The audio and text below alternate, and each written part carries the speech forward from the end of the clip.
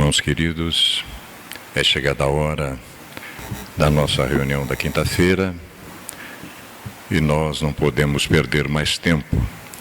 A nossa proposição hoje talvez se estenda um pouquinho mais do convencional, por isso nós já vamos iniciar com as nossas tarefas preliminares.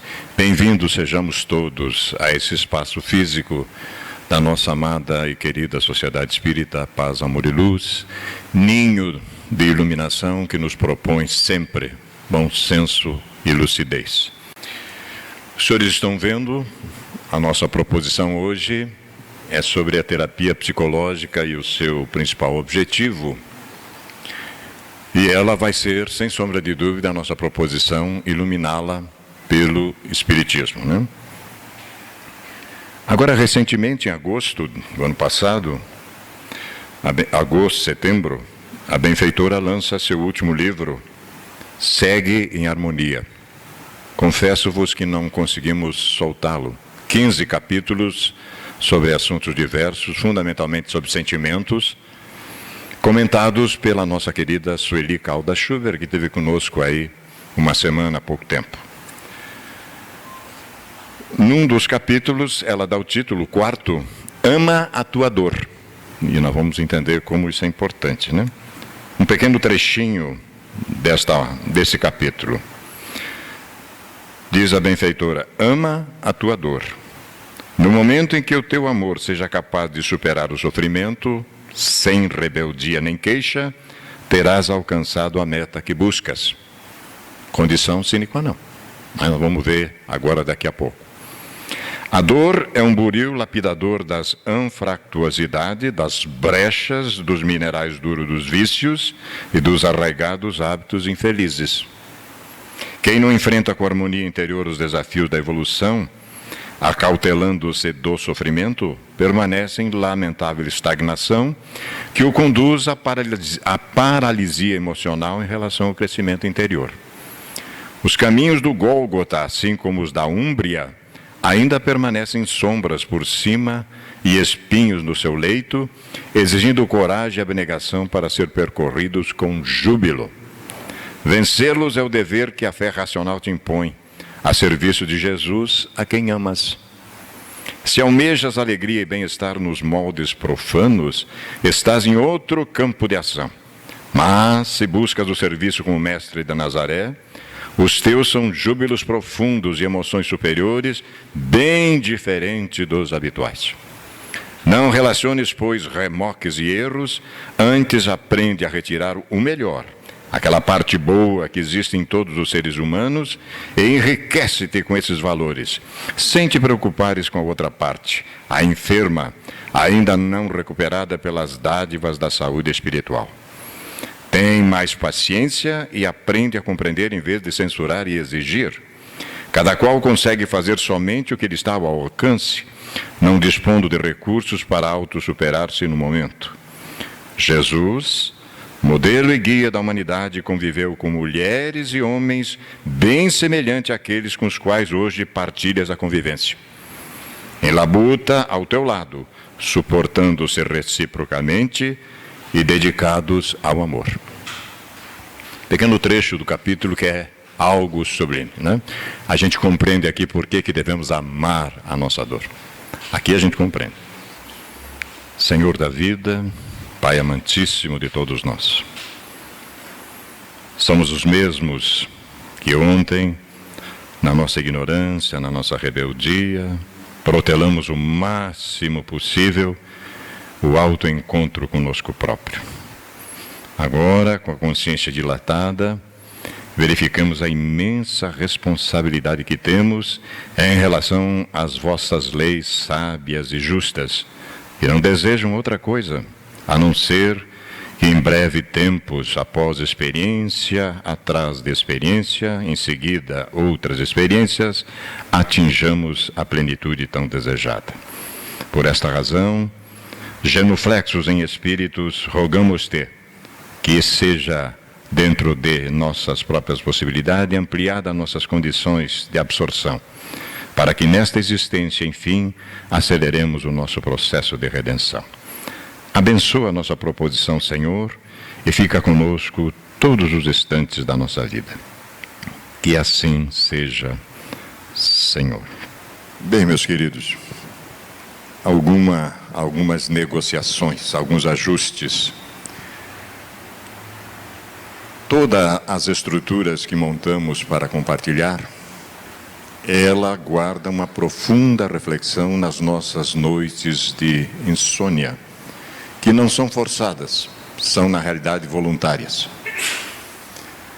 Dormir pouco para acordar muito, sem sombra de dúvida. E o que nós estamos trazendo aqui hoje guarda relação com isso. Qual foi a razão fundamental de escolhermos esta síntese singela, simples, né? Obviamente, mas que não retira uma vírgula do pensamento dos benfeitores que vão trabalhar aí. Qual a razão dessas coisas? Então, nós vamos ver que gradativamente uma pergunta teremos que responder, né? Transportar-se para um estado de felicidade utópica, que é o que nós estamos vivendo na sociedade hoje, com todo o devido respeito, né? Nem Jesus força a barra de ninguém. Jesus propõe que quem quiser, venha. Jesus não força a barra de ninguém, né? Ou adquirir-se firmeza e paciência diante do sofrimento e da morte biológica. Porque se é uma coisa, meus queridos, que nós temos consciência plena, é que nós não somos daqui. Eu acho que já deu para notar, não deu? Né? Já deu para ver que a gente não é daqui. Alguém já foi, vai o pequenininho que chega, vai o mais antigo, vai todo mundo, né? Não tem hora, está todo mundo. Está indo mais indo do que gente chegando, obviamente, né? Então nós queremos responder esta questão, né? E através do nosso trabalho aqui, isso aqui vai ficar evidenciado.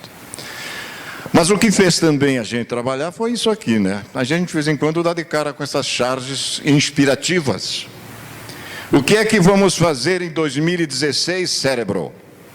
Aí o cérebro responde: o que fazemos todos os anos, Pink. Tentar emagrecer e ficar rico. Né? O churrasquinho no final de semana, a novelinha e o Corinthians. Tá bom assim ou não? É o que a sociedade está vivendo. Ou estou dizendo alguma coisa incoerente? Obviamente que os espíritas não somos privilegiados, não somos. Mas nós temos, segundo o senhor Raul Teixeira, não sei se já viram falar desse cidadão, né? Conheço ele desde 81, quando nos reencontramos nessa existência. Raul diz que os espíritas receberam, ele usa uma expressão interessante, um naco maior da verdade. E quanto maior o naco, maior a responsabilidade, né? Aí, uma coisa para a gente também refletir. Acordar para quem você é requer desapego de quem você imagina ser. Eu asseguro-vos, meus queridos irmãos, às vezes em quando eu ando tomando susto de mim mesmo. Cada vez que a gente diz assim, não, eu vou fazer pergunta para a minha consciência, e a primeira resposta que vem é assim, egoísta, eu já não faço mais pergunta. Né? A gente toma susto. Toma susto. Que a gente se acha, né? A gente só se acha. Questionamento primeiro, meus queridos. A dor é uma bênção? A benfeitora acabou de dizer aí no livro dela, segue em harmonia, ama a tua dor. Mas eu quero saber por que eu tenho que amar a minha dor. É isso que nós precisamos resolver. Entendeu? E o Espiritismo já resolveu isso há 158 anos. Aliás, Jesus já resolveu isso há 2000 anos. Mais de 2000 anos, né? A dor é uma bênção que Deus envia a seus eleitos. Só para os eleitos. Viu? Só para os eleitos. Eleito aqui, leia-se espíritos despertos da sua própria realidade. Eu não sou um corpo que tem uma alma que precisa ser salva. Já viram essa história que a gente engoliu? Eu sou um espírito imortal viajando no espaço e no tempo na direção da perfeição. É assustador. Só que eu tomei o primeiro choque foi esse, né, Savio? O primeiro choque foi esse. Não vos aflijais, pois quando sofrerdes, antes bendizei de Deus onipotente, que pela dor, neste mundo, vos marcou para a glória no céu. Céu aqui, meus queridos, são esferas felizes, né? Esferas felizes, é metáfora. Sede pacientes, a paciência também é uma caridade. E deveis praticar a lei da caridade ensinada pelo Cristo, enviado de Deus. A caridade que consiste na esmola dada aos pobres é a mais fácil de todas. Beneficência. Isso não quer dizer que eu não deva fazê-la. Não é isso. Não é isso. Outra, porém, muito mais penosa e, consequentemente, muito mais meritória. A de perdoarmos, olha a pérola primeira, a de perdoarmos o que Deus colocou em nosso caminho para ser instrumentos do nosso sofrer e para nos porem à prova a paciência. Aonde acontece isso? Alguém sabe? Na família. Na família. O homem terá como adversário os de sua própria casa. A gente não ligou para isso. Não está embutido aí alguma coisa, não? Uma lei universal que eu interpretei quando eu trabalhava na igreja dominante, completamente diferente. A reencarnação, que não é invenção do espiritismo, é lei natural. Creia ou não creia, aceite ou não aceite, você vai reencarnar. Não tem jeito. É impositivo, é lei da vida. E a turma reluta contra isso, né? Mas não tem jeito. A vida é difícil, bem eu sei. Compõe-se de mil nadas, que são outras tantas picadas de alfinetes, mas que acabam por ferir. Todo dia uma alfinetada, né? Uma ironia na criatura que convive conosco, né? E vice-versa. Se, porém, atentarmos nos deveres que nos são impostos, nas consolações e compensações que, por outro lado, recebemos, que a gente não vê, havemos de reconhecer que são as bênçãos muito mais numerosas do que as dores, mas a gente se fixa na parte difícil, né? O fardo parece menos pesado quando se olha para o alto do que quando se curva para a terra a fronte. Coragem, amigos, tendes no Cristo vosso modelo. Mais sofreu ele do que qualquer de vós e nada tinha de que se penitenciar. Veio só acordar a gente. Ao passo que vós tendes de espiar o vosso passado e de vos fortalecer para o futuro. Opa, novidade, mas então... Agora eu começo a entender o que significam sombras densas, ó. Vosso passado. Sede, pois, pacientes, sede cristãos. Essa palavra resume tudo. Esta pérola está à disposição nossa, desde 1864. O Evangelho segundo o Espiritismo, né? Uma mensagem belíssima da benfeitora Joana de Ângeles, como um espírito amigo. É ela mesma que faz parte da Falange, já em Havre, 1862, lá na França. Entremos então na psicologia convencional, que diz, né, o pai desta psicologia. O principal objetivo da terapia psicológica não é transportar o paciente para um impossível estado de felicidade. Mas então por que a terapia? Mas sim ajudá-lo a adquirir firmeza e paciência diante do sofrimento. A vida acontece no equilíbrio entre a alegria e a dor. Mas a gente gostaria que ficasse sempre na alegria.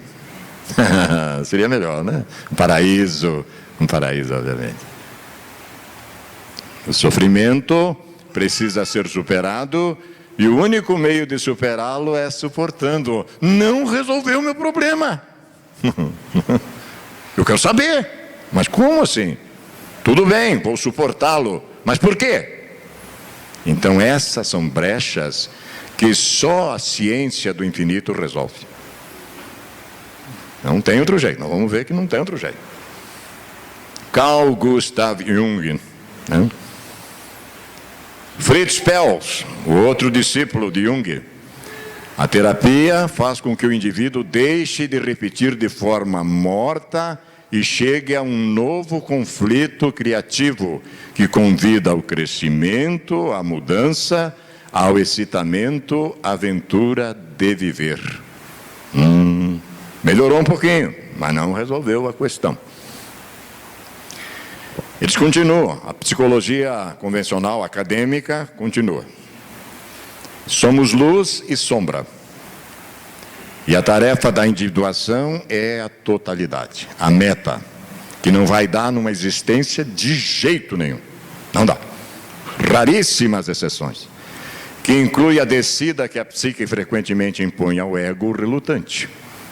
A terapia pretende justamente auxiliar o ego em sua jornada de rendição ao self. Vai chegar uma hora que eu vou dizer: aceito, Senhor, seja feita a tua vontade. Mas Jesus fez isso. Jesus fez isso. Eu não vim fazer a minha vontade, mas sim daquele que me enviou, né? A partir das reflexões suscitadas pelo processo terapêutico, a integração dos aspectos inconscientes se torna possível. A análise é uma valiosa ferramenta de auxílio ao confronto saudável e promissor com o mal-estar psíquico, ansiedades, medos, conflitos, depressões e todo o seu cortejo. Seu objeto é o inconsciente, seus conteúdos e processos. E o seu objetivo é estabelecer um relacionamento consciente com as motivações inconscientes que determinam nossas ações e escolhas. Meu Deus, mas de onde é que vem isso? Do meu porão. E antes de eu encarnar, eu me comprometi que eu ia resolver essa questão. E o tempo está passando e eu não estou resolvendo. E aí o inconsciente joga para fora. Joga para fora. É conhecer e transformar as condições psíquicas que estão sendo sentidas como intoleráveis devido às suas interferências negativas na vida consciente. É porque eu não estou tomando providência, né? Não estou querendo resolver o problema. Na medida em que passamos a aceitar e investigar a interação entre a vida consciente e o inconsciente, nos tornamos mais preparados para o fato de que nossa vida psíquica frequentemente agirá fora do controle do ego, que seremos puxados para baixo em direção aos pantanais e que iremos sofrer lá. Não, deixa para lá, entendeu? Vai levando. Quando chegar, quando estiver longe, ainda a gente vai ver isso, né? Vai levando, vai levando. A boa notícia é que, portando a luz da consciência, podemos descer às profundezas da alma sem se perder. Melhorou um pouquinho. Com ela iluminaremos o caminho, encontraremos o significado e subiremos renovados e fortificados. Uma relação com a parábola do filho pródigo, mais ou menos por aí. Nas palavras do terapeuta Hollis, em cada um desses estados do Pantanal existe um desafio implícito de descobrir seu significado e a mudança de comportamento ou atitude que ele pode exigir. Enfrentar cada Pantanal com uma pergunta implícita: qual o significado da minha depressão? A que a ansiedade está ligada na minha história, pelo que sou possuído? Nos permite ser ativos em vez de passivo no nosso sofrimento. E nós temos do nosso lado, todos nós, inclusive neste momento, sorrindo, a maioria deles, um companheiro espiritual que está dizendo: pergunta.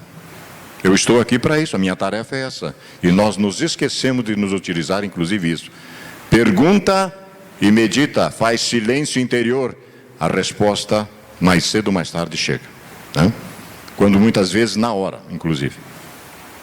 Ao empreendermos a tarefa-desafio que cada Pantanal nos oferece, conseguimos nos libertar da fantasiosa felicidade permanente e da sensação de derrota, culpa ou vergonha de nunca alcançá-la plenamente. Bobagem, bobagem. Somos capazes então de transpor o sofrimento e seguir em direção a uma consciência expandida, a única capaz de despertar nossa criatividade e nosso potencial curativo. Ou vamos ficar na mesmice? 38 anos, o Ben Vanin estava lá naquela fonte, pedindo pelo amor de Deus que alguém jogasse ele dentro da fonte. Uma vez por ano descia um anjo, chacoalhava as águas, e aquele que se jogasse sarava de seus males. 38 anos e não tinha um que jogasse ele lá dentro. Aí Jesus vem passando, não tinha nada a ver, mas como Cristo enxerga bilhões à frente, foi lá e diz: Benvanim, queres ficar são? Em vez de dizer: sim, Senhor, quero, comecei a me queixar da vida, me queixar de todo mundo, não tem ninguém que me ajuda. O karma já tinha terminado, eu estava lá reclamando da vida. Então levanta, toma tua cama e anda, rapaz. Essa é a proposta crística, não? A única capaz de nos sintonizar com uma experiência de felicidade interior mais sólida e real do que aquela difundida nos famosos comerciais de margarina. Ana Aisnin nos apresenta o que chamaríamos de um legítimo convite feito pelo processo terapêutico: parto. E chegou o dia em que o risco de continuar espremido dentro do botão era mais doloroso que o de desabrochar. Chegará para todos nós. Não tem jeito. Não tem jeito. É irreversível, né? Está na obra Os Pantanais da Alma, Nova Vida em Lugares Sombrios, do James Hollis. Foi de lá que nós tiramos esses recortes. Enfim, o nosso questionamento segundo: pode-se extinguir-se o nascimento e a morte? Uma proposta realmente interessante. Será que podemos?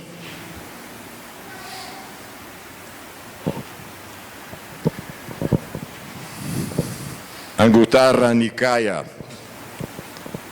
pensador oriental, nos diz o seguinte: todos aqueles que imprudentes não atentam para quando aparecem os mensageiros da morte, durante muito tempo sentirão a dor, habitando algum corpo forma inferior. Mas todos os homens bons e santos, ao verem os mensageiros da morte, não agem pensadamente, mas dão ouvidos ao que a nobre doutrina diz, e no afeto amedrontados, vêm do nascimento e da morte a fértil fonte e se liberam do medo, extinguindo assim o nascimento e a morte. Esses são seguros e felizes, livres de todo esse espetáculo fugaz, de todo pecado e medo, isentos, dominaram todo o sofrimento. Chegará um dia, meus irmãos, chegará um dia para todos nós, renasceremos no mundo físico e não perderemos a consciência de quem somos. Estaremos habilitados para outras esferas maiores, outros desafios, ou renascermos na própria crosta terrestre como missionários, já então para iluminar outras almas, né? Chegará um dia. A impermanência de todas as coisas e pessoas no mundo físico é também extensiva à conjuntura do sofrimento. Agora nós já estamos entrando na terceira obra da série psicológica, que são 16, Plenitude. Aqui está então onde a benfeitora faz uma ponte sobre o sofrimento compreendido pelo budismo e pela doutrina espírita. Nesta obra aqui a benfeitora faz a ponte, né? A sua vigência resulta da intensidade dos fatores causais que o engendraram. O campo de energia afetado, no caso das doenças, terminada a prova ou a expiação que depuram, recompõe-se facultando equilíbrio. Por isso, meus irmãos, bichinho de orelha compreende, ama a tua dor. Há um sentido para isso. A gente vai ver que fica mais fácil de entender isso, né? No obstante, nos sofrimentos morais, quando a desarmonia é emocional por meio do autocontrole, da oração, da meditação, das ações de beneficência, o ser mais facilmente se libera, deixando de valorizar demasiadamente as ocorrências aflitivas, considerando-as naturais no processo evolutivo e, por consequência, aceitáveis. Olhem só, aqui já é uma proposta crística. Fatigados, atormentados, desconjuntados, arrebentados, vinde a mim, que eu vos aliviarei, né? Então facilita essa situação. A aceitação do sofrimento é o passo decisivo para a liberação dele. Faz parte da nossa contingência. enquanto a rebeldia produz efeito totalmente contrário. Por mais que eu corte o pé, e tire, retire e tal, ele volta, o problema volta. Possivelmente eu não aprendi a lição. Possivelmente, olha só. Não é vingança, é reeducação ético-moral. Compreendendo-se que o corpo é uma organização delicada, sujeita a deterioramento, tem prazo de validade, desgaste e transformação pelo fenômeno da morte, nele não se colocam as bases da vida, nem se fixam as realidades essenciais. Não é nele que eu tenho que pôr. Assim, quando lhe sucedam as desconexões e os desajustes, advindo-lhes a interrupção, a morte não se transforma em motivo de desgraça, de ruína. Mas é a única coisa certa que nós sabemos. E a gente não está ligando para a coisa. A preparação conveniente para enfrentar a morte faculta uma aceitação do seu fatalismo. E, portanto, olha que coisa, uma diminuição do sofrimento. Quem na vida material deposita todas as suas aspirações e nela vê um fim único, constatando-lhe a interrupção, o cessar de manifestações, experimenta superlativas dores morais, que se transformam em sofrimentos físicos sem lenitivo imediato. Haja analgésico e não resolve a coisa. Mas eu estou jogando as fichas tudo no sentido contrário. Assim, as dores têm muito a ver com as disposições psicológicas de cada indivíduo. A maneira de encarar a vida e a sua estrutura, os acontecimentos e as suas matrizes. A morte, por ignorância da vida, tem sido, através dos milênios, a causa de sofrimentos inimagináveis, desencadeadora de tragédias e de desconfortos sem fim. Milênios. Todo fenômeno biológico que se inicia, naturalmente cessa. Tudo que nasce no plano físico interrompe-se, transforma-se, portanto, morre. Não há prazo nem determinismo absoluto de tempo, dependendo de inumeráveis razões para que o ciclo que começou se encerre. Eu vim para ficar 100 anos no organismo físico, mas produzindo. Estou, talvez, uma inutilidade. Estou colocando empeço na vida dos outros, causando transtorno. É melhor que eu volte de uma vez para não me comprometer mais. A menora fala disso. Ela vai falar disso, né?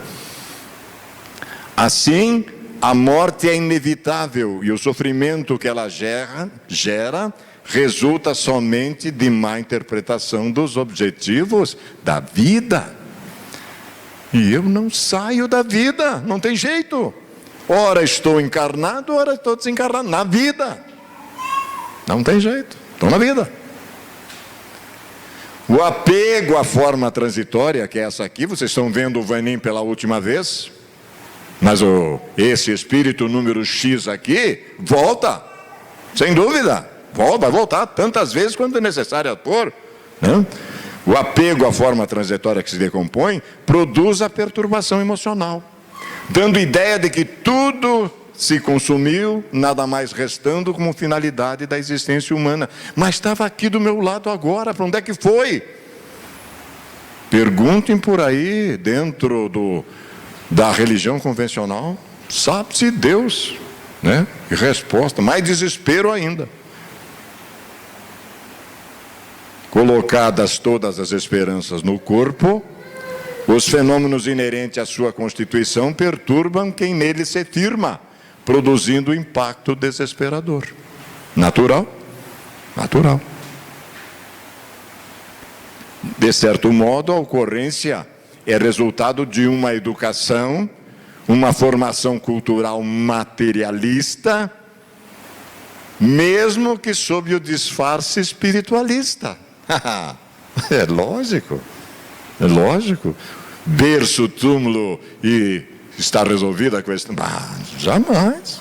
Mas isso não entra na cabeça de ninguém, né?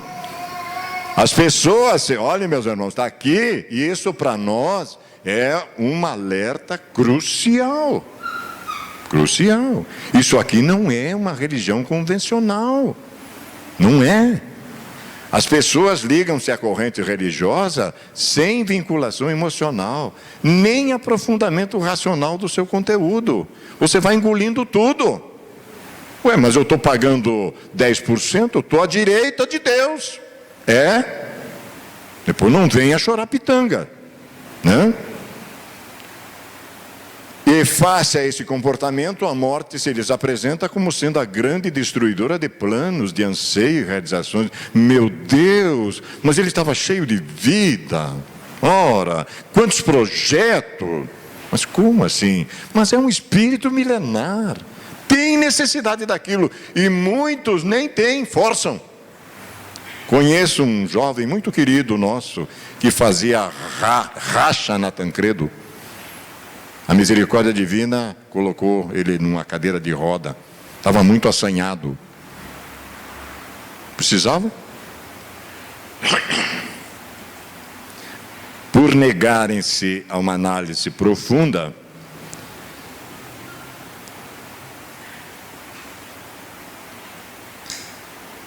em torno da vida, passam a existência corporal,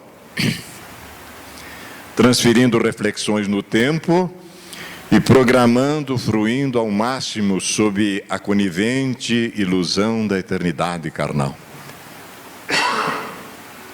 Quando jovens, transferem para a velhice o exame da morte.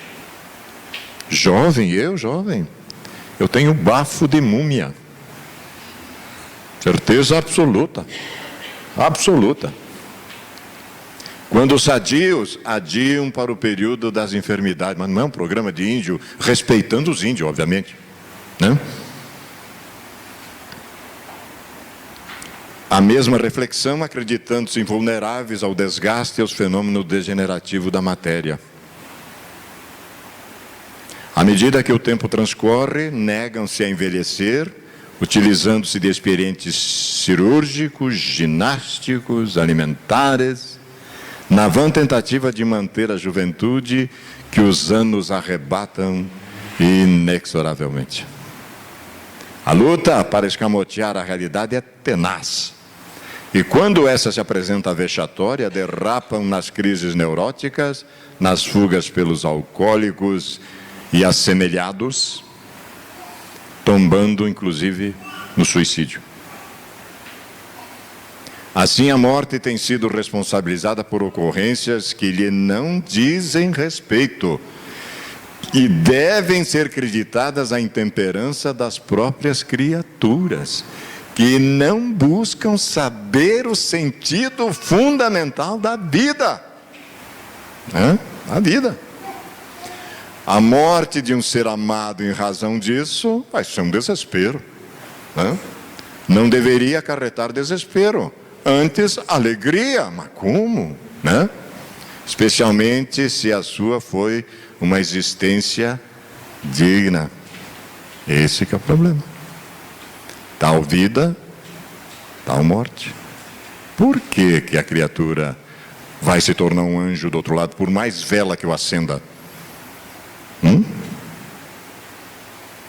Deplora-se não poucas vezes a morte de uma pessoa boa e a permanência de outra má. Numa espécie de desequilíbrio das leis soberanas, quando o correto é essa determinação. Mas não podia ir esse vida torta em vez desse anjo? Mas a gente quer só gente boa do nosso lado, né? O homem e a mulher de bem, porque exemplares na conduta e no pensamento, encerraram os seus compromissos no mundo físico, podendo retornar à sua origem, enquanto os endividados, os de conduta insana, devem desfrutar de tempo para reparação e reequilíbrio. A gente já parou para pensar nisso? Eu estou precisando de um tempinho mais aqui, né? Por isso que eu não fui. E o outro já cumpriu com a sua tarefa? Está livre, está tranquilo, numa boa? Enquanto Deus está matando o filho dos outros, meus queridos, está ótimo. Deixa ele matar o nosso. Eu me revolto. O corpo, mesmo quando bafejado pela saúde, não esqueçamos, é um cárcere. 5% aqui, ó, do que eu sou. E quando eu vou para a dimensão espiritual, eu levo o meu céu e o meu inferno comigo. Imagine, se for o meu céu, ótimo, né? Mais 95%. Mas e se não for? Pensar nisso. Pensar nisso. Isso aqui é só 5%. É um pedacinho do iceberg. Já viram? Aquela metáfora? O corpo, mesmo quando bafejado pela saúde, é um cárcere. Abafa. E a libertação de um ser amado que envolve a plenitude deverá causar alegria e não desgosto.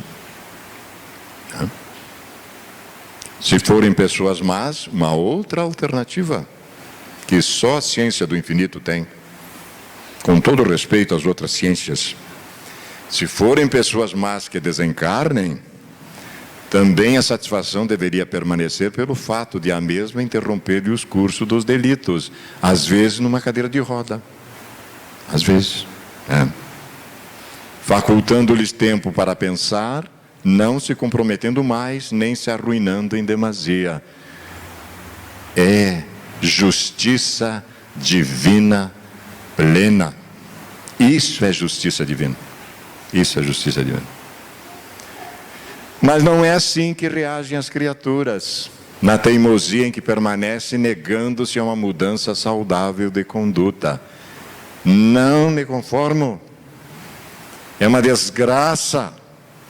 Nunca aceitarei.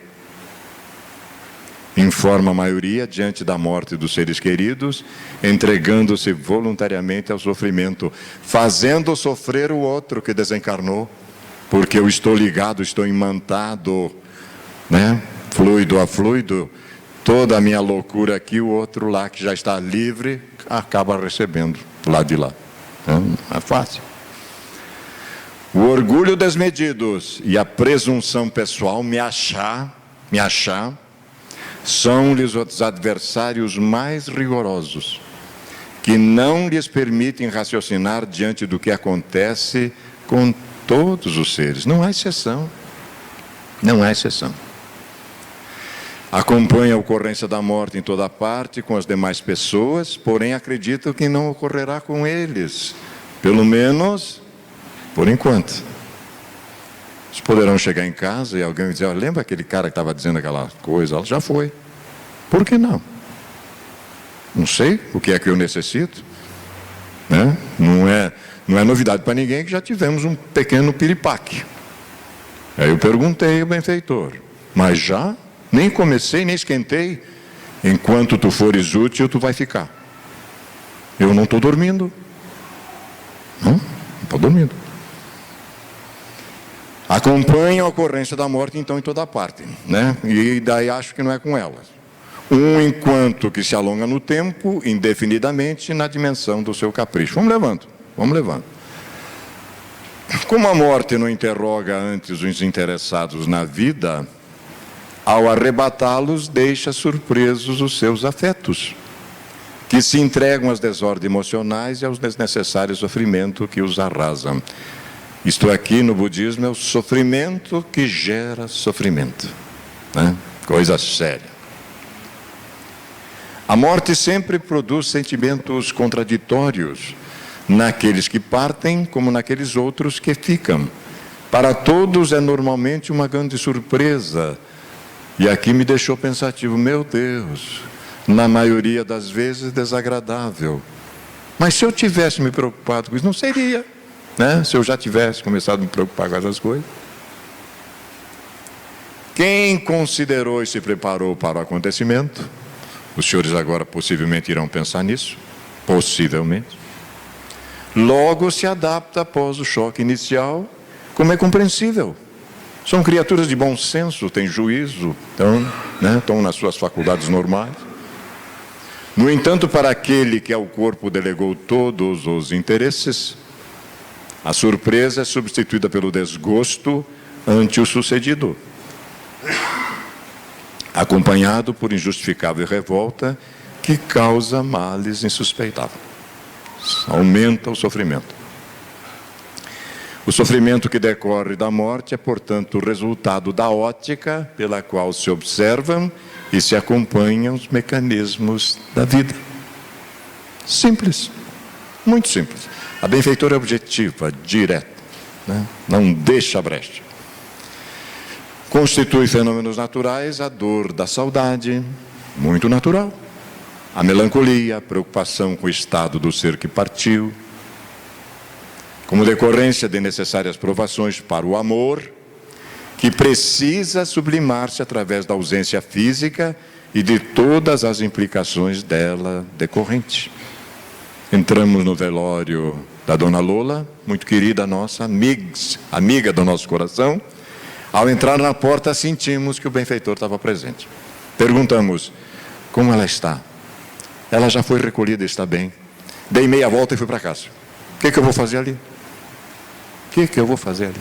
Né? Ela já tinha, mãe, geralmente crédito imenso.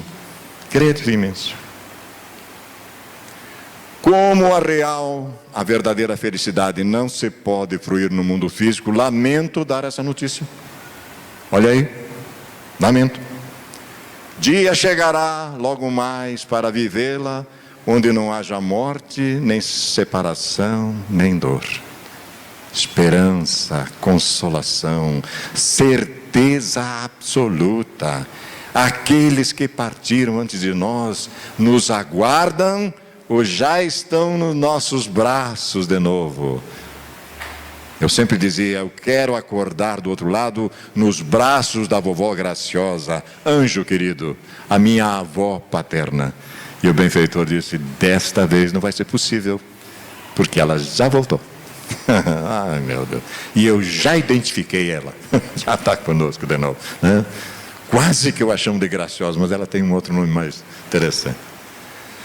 Assim deve-se viver, preparando-se para morrer, meditando na morte, a fim de lhe não sofrer a injunção aflitiva, evitando o desespero e todo o seu séquito de agentes perturbadores. Joana de Ângeles, no livro Plenitude, um capítulo, tem 31 capítulos, o livro, tem 31. O último capítulo do livro Plenitude chama-se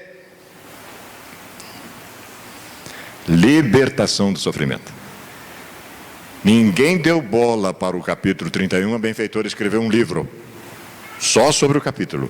E ela já advertiu-nos, que nós não ligar, ela vai escrever uma enciclopédia. Sobre ela é danada, não é fácil.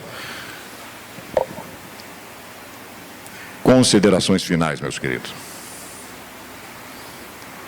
Olhem só o Jung, como ele chegou perto da ciência do infinito, né? Diz assim, aqueles que não aprendem nada sobre os fatos desagradáveis de suas vidas, forçam a consciência cósmica, as leis naturais, que os reproduza tantas vezes quando seja necessário para aprender o que ensina, o drama do que aconteceu, e o que negas te submete, o que aceitas te transforma.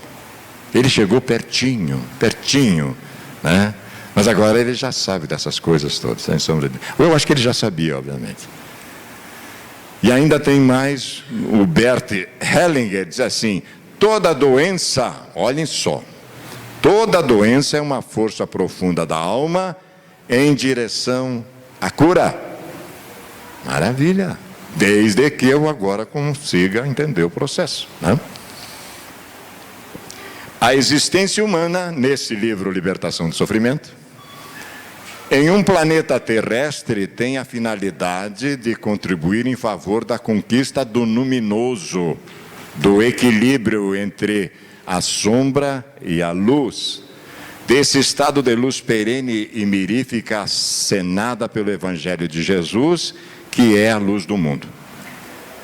Olhem só que beleza, aquilo que nós estávamos falando sobre o dia que mergulharmos no fluido denso e não esquecermos de quem somos. manter a consciência da transitoriedade carnal, muito rápido, 80, 90 anos, quando é possível, do compromisso firmado antes do berço, self e ego, no mundo espiritual a respeito do esforço pela transformação moral para melhor, constitui o grande desafio que todos se devem empenhar por conseguir na condição de valioso empreendimento iluminativo. É por isso que nós estamos aqui. Esta é a razão fundamental, né? Atingir esse patamar de consciência, sem dúvida. Fundamentando a justiça divina em a reencarnação, graças ao mecanismo sublime do determinismo e do livre-arbítrio, o sofrimento passou a ser considerado como um processo de crescimento moral, mediante o qual cada um é responsável pelo que lhe ocorre, não é o outro, né? Favorecendo o entendimento da vida com a esperança e a alegria de viver. O maior adversário nosso, meus irmãos, somos nós mesmos, pela ignorância dessa estrutura toda aí, né? O que antes constituía uma absurda punição divina, passou a ser um instrumento educacional a que cada qual faz jus conforme o próprio comportamento, a cada um segundo as suas obras. Mas isso já tinha sido dito. Graças a essa visão psicológica otimista da psicologia profunda, o sofrimento é um método pedagógico transitório próprio do planeta terrestre, que desaparecerá quando os espíritos que o habitam se renovarem, respeitando os recursos naturais e morais que vigem toda parte. Ninguém se encontra no mundo para sofrer e pode libertar-se dessa afligente constrição quando optando pela obediência aos códigos que regem o destino do universo, não sendo, portanto, a Terra uma exceção. Leis universais, né? A libertação do sofrimento é de fácil conquista, até que enfim, né? Bastando somente a iluminação do aprendiz e a sua contribuição, a sua contrapartida em favor da harmonia pessoal que se expande na geral. Só isso. Está na obra aqui, Libertação do Sofrimento, na apresentação da obra.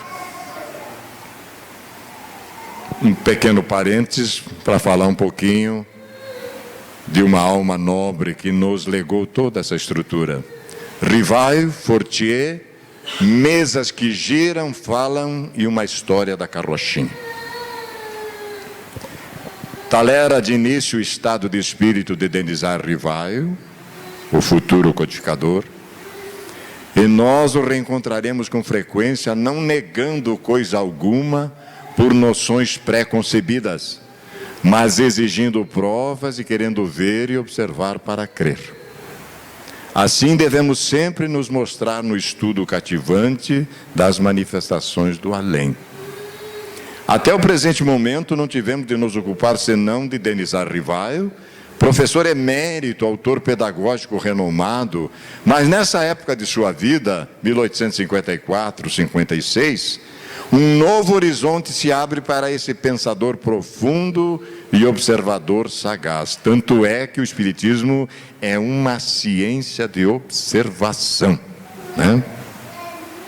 É então que o nome de Rivail entra na sombra para dar lugar ao de Allan Kardec, cujo renome alcançará todos os cantos do globo e será repetido por todos os ecos e que nossos corações acalentam. É uma homenagem a essa alma nobre que trabalhou 14 anos praticamente sem dormir, à luz de vela e lamparina, e nos constituiu o início dessa ciência do infinito. Estamos nos aproximando do final, nós queremos ainda passar um audiozinho rápido para coroar a nossa noite. Dramas rudes, Há momentos em que o coração na câmara torácica parece ter um punhal a trespassá-la. Mente atordoada. Há problemas que assomam em patética de receios e inquietações, produzindo febre, náusea e angústia de incertezas. Dificuldades e incompreensões. A cipual e sarçal à frente de quem avança, a multiplicar espículos e empeços, como se tudo estivesse convertido em provações rudes e aguçadas desesperações. São sombras, mas, e ao mesmo tempo, oportunidades que luzem. Busca, porém, a prece e banha-te de luz. O seu refrigério aparentemente não te resolverá situações e de certo não se modificarão a golpes de mágicas paisagens de sombra e conflito. Apesar disso, com sutileza renasce a esperança, ressurge a coragem, aplanam-se as arestas difíceis e passado algum tempo, raia dia novo de júbilo no coração animado, na mente abençoada pela santificante presença do Cristo a conduzir certezas. Não depereças na dificuldade, eleva-te na oração e enriquece tuas sombras de dor com luar de paz. Eros, de Valdo Franco, Heranças de Amor, Sombra e Luar. Bateu assim uma vontadezinha de reclamar da vida? Esse é um momento para a gente relaxar. É só nós visitarmos um orfanato, um hospital, um asilo, uma PAI, até Canil, ou o lixão mais próximo da nossa casa. A gente dá uma vontadinha de reclamar da vida. Eu vou passar aqui o videozinho para nós e depois a gente encerra.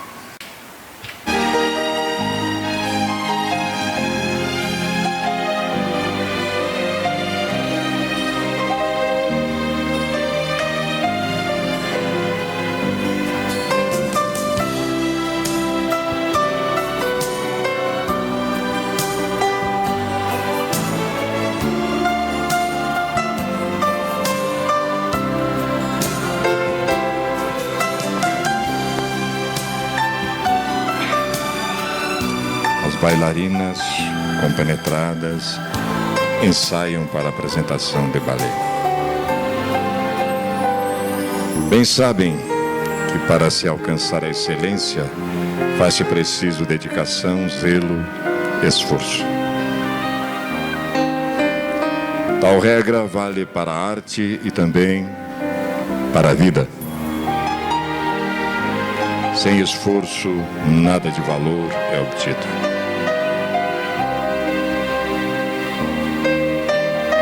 Alpinistas arriscam suas vidas enfrentando o frio congelante dos picos nevados.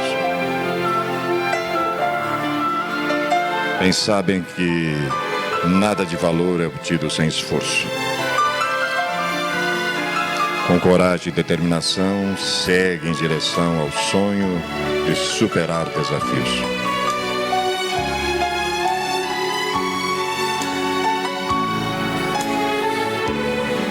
O que significa participar da vida?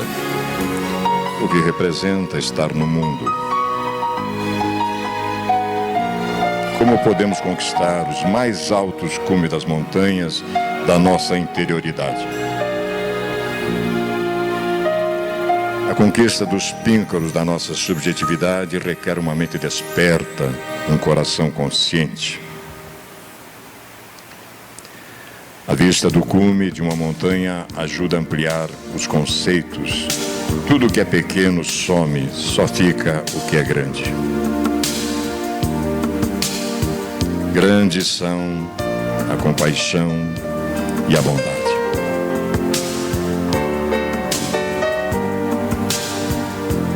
A luz brota a esmo sobre todos e nunca amanhecemos os mesmos. Estar no mundo significa ter a oportunidade de evoluir espiritualmente.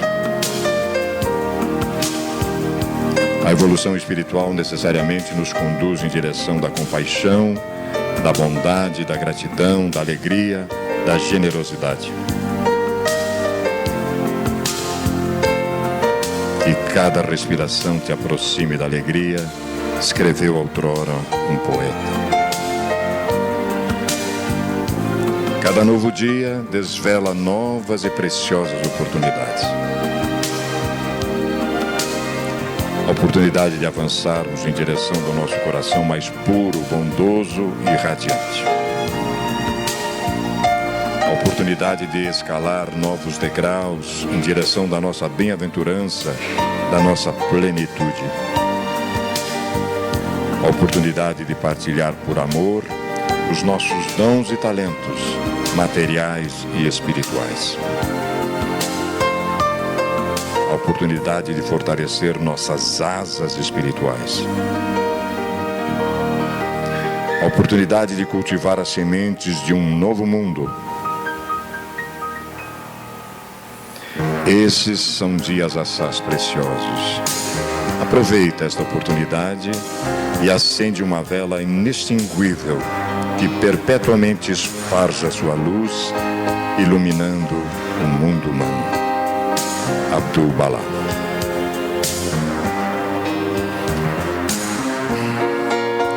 Queremos crer, meus queridos, é essa a nossa proposição, tenha trazido algumas reflexões para nós, não? Fundamentalmente, o que buscamos responder se é a gente buscar as coisas utópicas ou é acordar para a nossa realidade fundamental. A gente deixa a critério de cada um para que analisemos essa proposição e, sem sombra de dúvida, reflitamos em torno desses conceitos tão extraordinários que a doutrina espírita se nos oferece. A nossa imensa gratidão pelo carinho e pela ternura desta noite, da qual nós não vamos nos esquecer jamais. Nós iremos agora para a fluidoterapia.